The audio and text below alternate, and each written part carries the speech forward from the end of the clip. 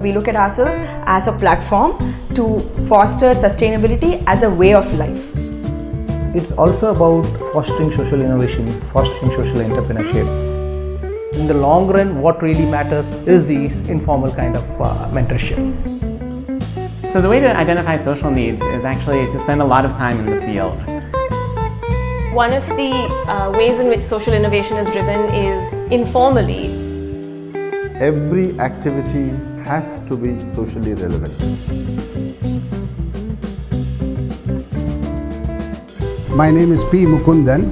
I am the Managing Director of Servals Automation Private Limited, based in Chennai.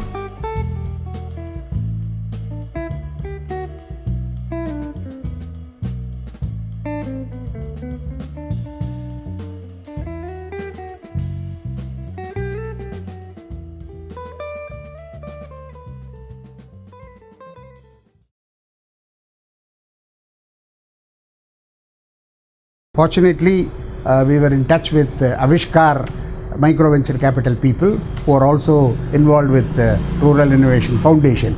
In fact, I'm proud to say that we are the first investment for Avishkar, and they took 49% of our stakes, and we started off this company mainly to come out not only with a good burner but a whole range of cooking solutions which now spans even for biomass endeavors. The need for venture capital is always there because raising capital for innovation is rather difficult because banks do not understand your line of thinking. You visualize certain growth for your particular product which is not endorsed by banks, so they are not interested in giving you the required finance in the traditional form. So you need somebody who will share your passion. That is a very important thing. The premises on which we are going is venture capital not only provide endless equity capital which doesn't burden the enterprise by way of interest, but also other inputs like marketing support, financial control and whatnot. Every aspect of business is supported by them, and an entrepreneur, promoter, however experienced he may be, he may not be good at everything.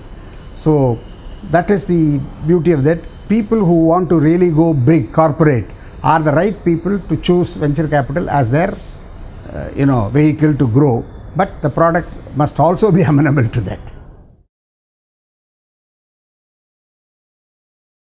For any company, it depends on the promoter's basic qualification. Sometimes the promoter becomes an engineering man and he comes out with the product, so he is not very knowledgeable in terms of finance or marketing. So that is where the venture capital people give their support. In some cases, he may be a pure entrepreneur, may not be extremely strong in the technical side of it. They also put you in touch with research and development organization, in which case, in our own case, we had lot of truck with research and IIT. We did a project. For finance we did a project, because there are a host of services they give, and depending on as you grow, you need a different type of inputs. That is what they provide. Venture capital is a sort of a marriage between a venture capitalist and a promoter. So a little amount of trust and transparency is very, very important. So the basic thing is the promoter must be able to throw open all their records to the venture capital and get their guidance on various aspects. This is probably what they call due diligence. This is more done as a sort of a ritualistic thing rather than based on market forces.